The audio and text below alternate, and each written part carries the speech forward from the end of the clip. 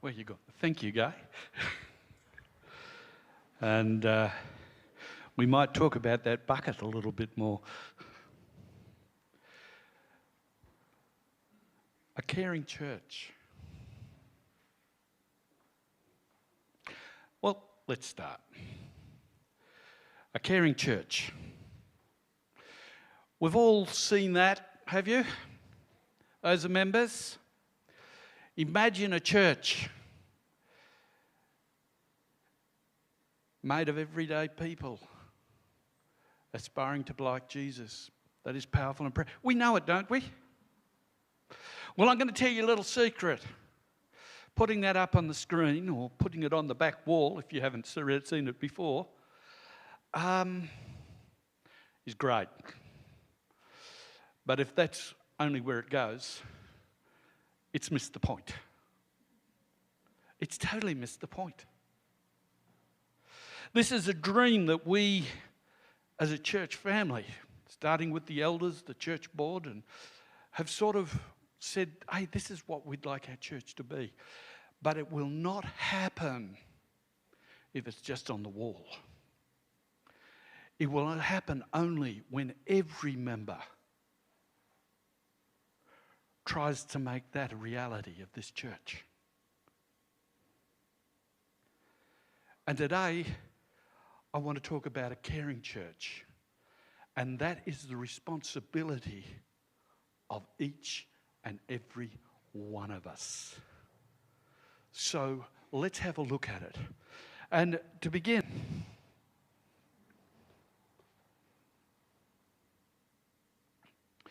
you know, there are forgotten people in our world. The lonely, the overlooked, the hungry, the hurting, the unseen. They're all over the place. We quite often walk past them and don't notice them, but they exist. And even within the church, there are people who are sitting in pain, spiritually, emotionally, physically, but unnoticed. Jesus asked us not just to worship him, but to love as he loved. The parable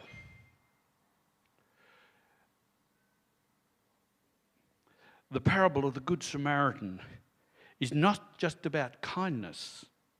It is a picture of Christ's heart and a model for our church.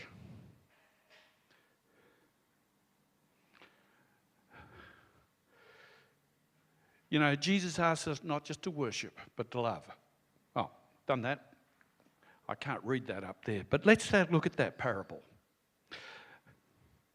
On one occasion, an expert in the law stood up to test Jesus. Teacher, he asked, what must I do to inherit eternal life? What is written in the law? He replied. How do you read it? He answered, love the Lord your God with all your heart, and with all your soul, and with all your strength, and with all of your mind, and love your neighbour as yourself. You have answered correctly, Jesus replied. Do this and you will live. But he wanted to justify himself, so he asked Jesus, and who is my neighbour? In reply, Jesus said, a man was going down from Jerusalem to Jericho when he was attacked by robbers. They stripped him of his clothes, beat him, and went away, leaving him half dead.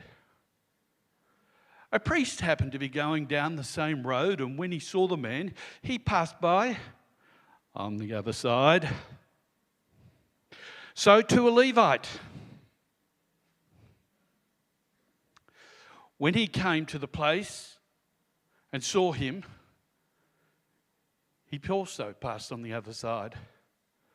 But a Samaritan, you know, those people who we don't like and we don't want anything to do with, who are nothing but trouble.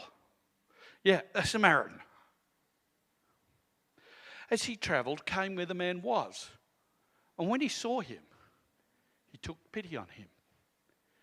He went to him and bandaged his wounds, poured on oil and wine. Then he put the man on his own donkey and brought him to an inn and took care of him.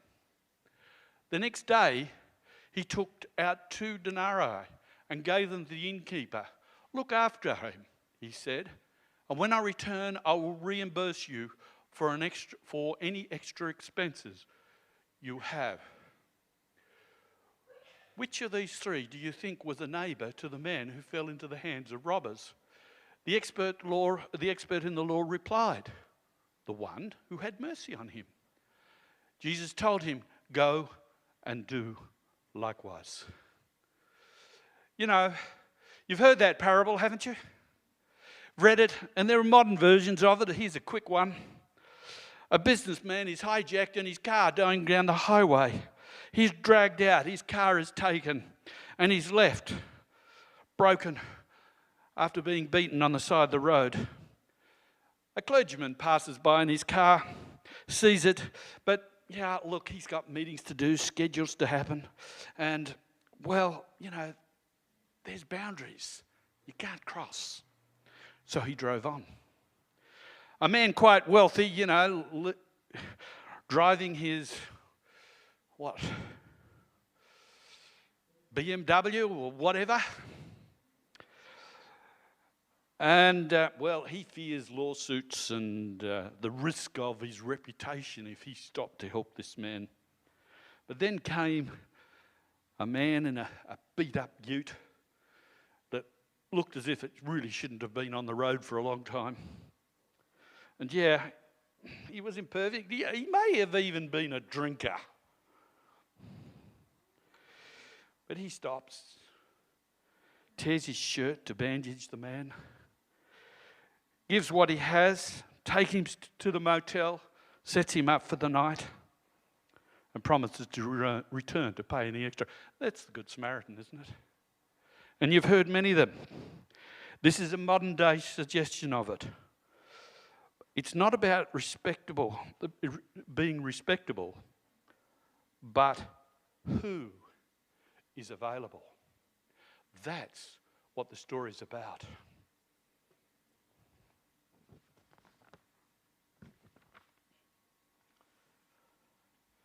So, a caring church sees needs. Notice what the parable says. When he saw him, he took pity. The priest and the Levites saw, but chose to ignore. Many churches see, but do not respond. Too busy, afraid, or indifferent. Christ always saw the forgotten, the blind, the leper, the widow, the sinner, the one struggling. See, that is what Christ saw. The challenge to us is, do we notice that single mother? The elderly widow or widower? The discouraged teenager? The struggling family beside us? Do we see them? You know, it's interesting, the Greek word here for compassion means to be deeply moved within. Compassion is not just an emotion, but an action. Love in motion. Jesus was moved with compassion for the crowd, for the sick, for the hungry. A church that cares is a church that feels what Christ feels.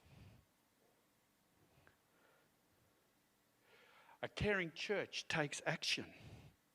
You know, the Samaritan, he went to him. He approached the need.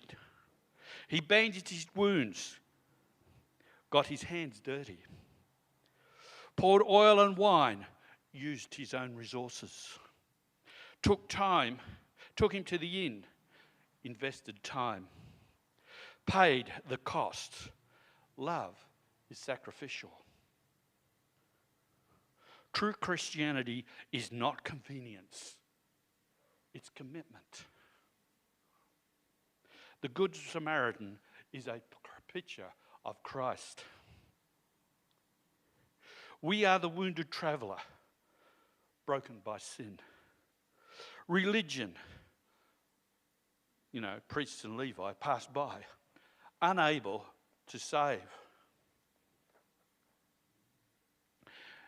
Jesus, the rejected one, came to us, healed us, carried us, and paid the price. Therefore, if we follow Jesus, we must do as he did. So what does that mean? What is a caring church going to look like? What is it? It's going to be a church that knows when its members are hurting.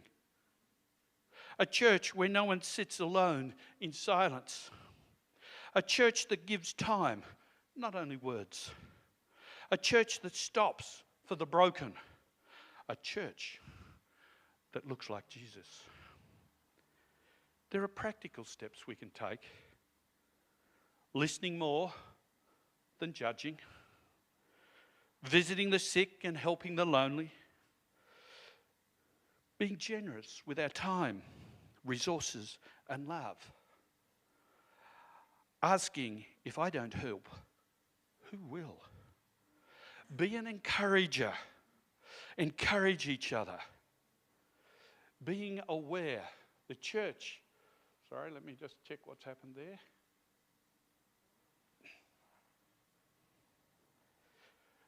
Yeah, let's just go back. Being aware of how others may react to your words and willing to say, sorry. I apologise, I've got to sit down.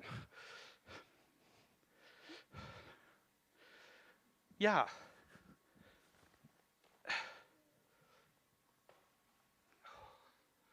Sorry about that. But I stood longer than I thought I would be able to. God's great. The situation, remember the story of the bucket? Every one of us has an invisible bucket. And what's in that bucket can be interesting. I'm going to open my bucket up a little bit today. So have mercy on me. I've mentioned that I have dyslexia. Most of you know that, don't I? I've got to live with it. But I haven't told you the story. See, when I went to school, I started in grade 1, then went to grade 2. I did so well in grade 2 that I stayed there the next year. See, I had a problem reading and spelling. I then started grade 3, and at grade 4 and 5 we moved. We moved from the town of Moree to the town of Kurri Kurri. And there I did grade 4 and 5. But I want back off. Each day we'd have a spelling test. Do you remember that when you had school, the morning spelling test, 20 words you'd been given to learn? Well, I would have spent quite a bit of time on the night learning those words. And then going through them with my mother at breakfast and usually spelling them all right. Go to school and set the spelling test, and on a good day I ended up with a round figure, 0. Had the 20 words, and this is a bit of a protest to teachers, have mercy on students. Because I would regularly get 9 or 10 wrong, or you could say 9 or 10 right. But because they took off 10% for each word, I usually ended up with a 0. And I can remember with one class, they had this mountain where we climbed up with our spelling scores. And I watched as all the other students in my class climbed up the mountain. I was always at the bottom of the mountain. I never moved. You can imagine how that affected me. When we moved from Kurri Kurri, we moved from Kurri Kurri to the town of Merredin. Now what had happened is the school at Kurri Kurri, oh by the way, the teacher there used to make me write out 100 times each word I got wrong. So you can imagine 100 times by 9 or by 11. Yeah, I never did it. It was impossible. Well, when I got to Merredin, I was supposed to, where we lived, to go to the South Merredin school, but I ended up going to the North Merredin school because of a forwarding letter from the Kurri Kurri primary school. In that letter, it informed the principal of the new school that Jim Tonkin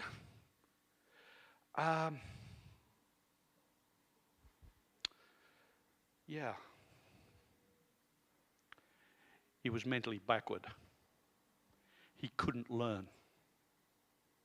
He would stay in school until he's 15 and he'll only get a labourer's job. Yeah, that letter exists.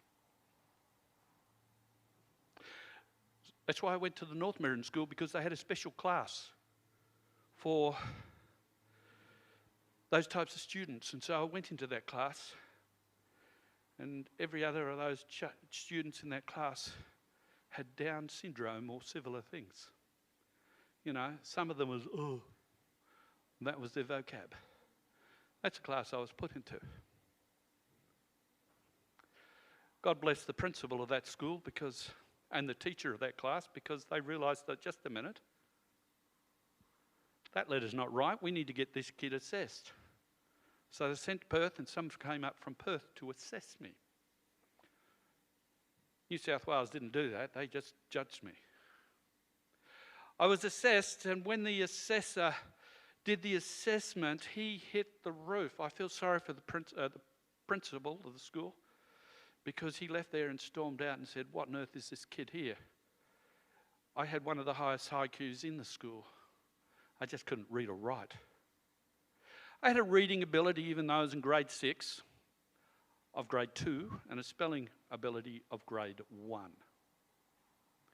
From there, I never went back into that classroom, by the way. They didn't even let me go back and get my stuff. They went and got it for me. I then went into a normal grade 6 class. And of all my school teachers in state schools, he's the only teacher's name I remember, Mr. Roscoe, Church of Christ. God bless religious, faithful people in state schools. Talked to him and said, are you willing to take him under his wing? So he gave me special encouragement, special classes, working with my parents, extra tuition. By the end of the year, I had a reading ability of grade 6 and a spelling ability of grade 5. And so I was able to continue my studies. I came to do my leaving matric. Well, leaving matric's writing exams. I have dyslexia. I can write it. And if I write something out fairly quickly, I can read it to you, but what's written there is something totally different, because what I've written doesn't make sense to anyone else. But when I read it, I will read it as it's supposed to be, and it'll make sense. And so as a result of that, I successfully, by the way, I failed junior English, but I successfully did not get my leaving matric. Failed English. In those days, to get my leaving matric, because I wanted to go to Avondale to do the ministry, I went to Carmel and repeated my 5th year. Guess what? Failed English again. So you know what I did the next year? Went back to Carmel and did my 5th year again. Because in those days, it was the only way you had to go. I can still remember doing my English exam. The only way to describe it is God was writing my hands. I felt inspired. It was nothing like that. It just flowed. It worked. I passed. I got a very high mark for English. I got 67%, which was extremely high in those days because the distinction was 70% for English. I passed and got to Avondale. Yeah, well, I got to Avondale. Oh, something I need to inform you is after school I was doing tutoring in English to help improve. Even at Avondale, at year-end breaks, I would seek someone who would give me tutoring over the year-end breaks. They had a remedial English class there. Yeah, I got into that. Technically, I'm still there. I was the only one that didn't graduate out of that English class. So, yeah, that's a shame, but that's life. Now, when I write things, I still spell words wrong. I thank God for computers, because I'm able to overcome a lot of my dyslexia with a computer. It's just the way it is. And I'm able to make more sense of what, and I can read it and correct it, etc. But if I had a written document, but I'd have to get someone to check it before I went it out if I were required to write a letter to someone. And, I'm thankful that I had some considerate conference presidents who I could send a letter to. They would correct the English, etc. I had people who do that. But even by the time they got it, it was about the 5th draft. Okay? Now, here's the thing. If I gave you a document to just check it and make sure the spelling's right and the English is correct, I'm doing something that I'm making myself totally vulnerable to you. And how you do the correction affects me. For example, if you do the correction if I'm written in black ink, you do the correction in red, you're yelling at me how stupid I am. If I spelt a word wrong and it's only one letter wrong and you cross out the whole word and write it above it, you're yelling at me. No, just cross the letter out and replace the letter. The best way is to write it in pencil so it can be erased. I can tolerate it. Do you follow what I'm getting at? I am vulnerable. And if on one of my PowerPoints I've had a spelling mistake, how you respond and tell me about that is how it's going to affect me. But here's the thing. You're not going to know. I've learned how to hide it. Do you follow what I'm getting at? All of us have baggage from various things that's happened to us in our life. And we are vulnerable when that baggage is hit. But you don't know my baggage. Well, not all of it anyway. And I don't know your baggage. So we need to be aware and sensitive. As a pastor, one thing I've noticed very often, I visit people who have left church and no longer attending. The biggest reason why they're no longer attending is someone hurt them in church. It's not over theology. It's because someone hurt them. And you know what the fascinating thing is? As I hear this story, it quickly becomes obvious that the person who hurt them mostly had no intention of hurting them and is totally unaware that they've hurt them. And I've taken the opportunity, I could do that as a pastor, apologising on behalf of the church for what they're hurt. It's not saying the person did right or wrong, it's their hurt. And here's an interesting thing.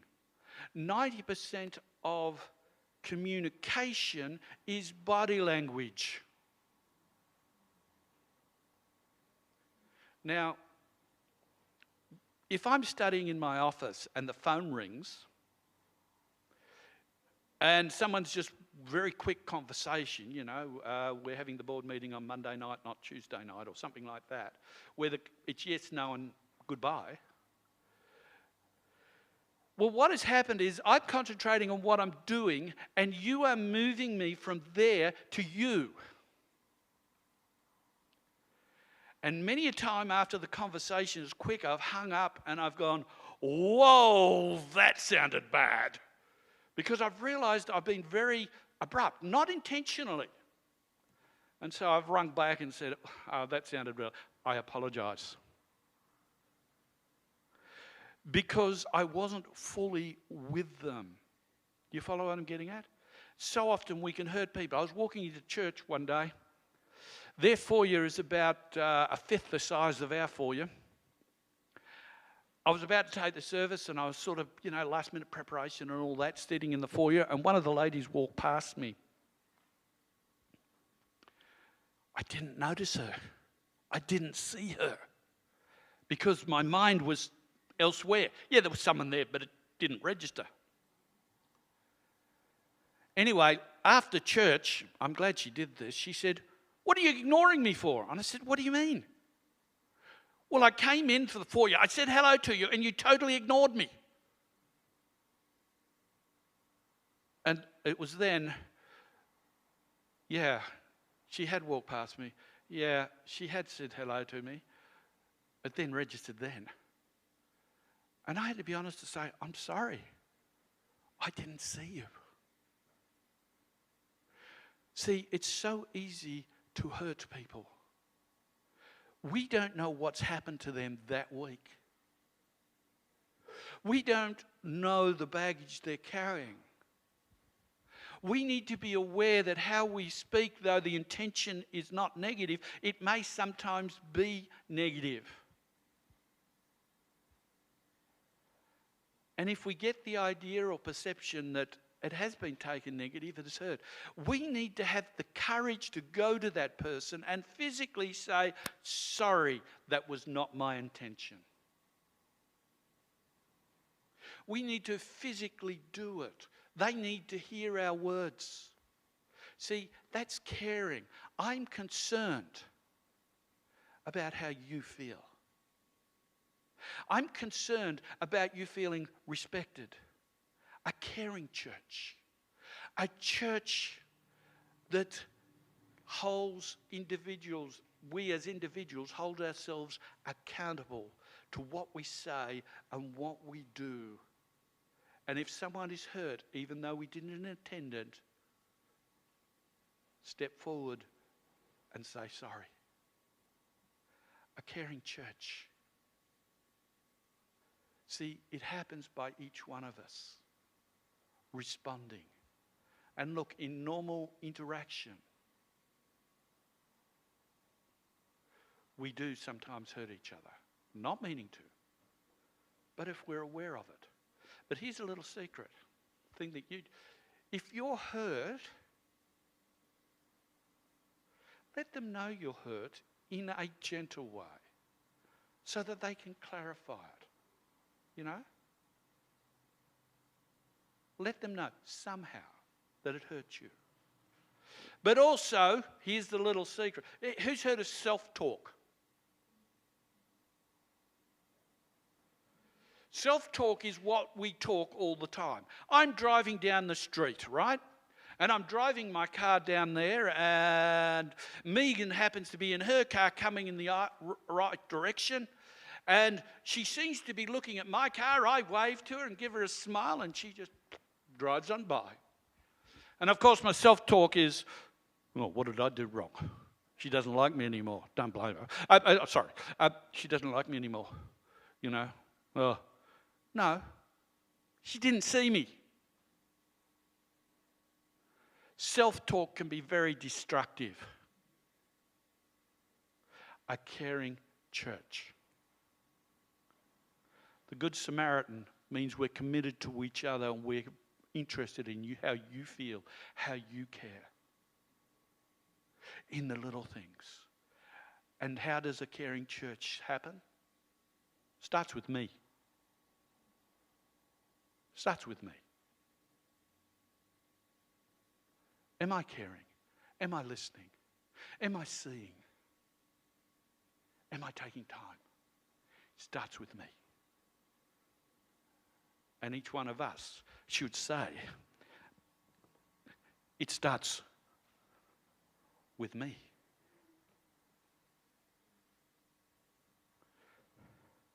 Jesus asked, which of those was a neighbour? The expert in the law replied, the one who had mercy on him. Jesus said, go and do likewise. The church is never more like Christ than when it cares.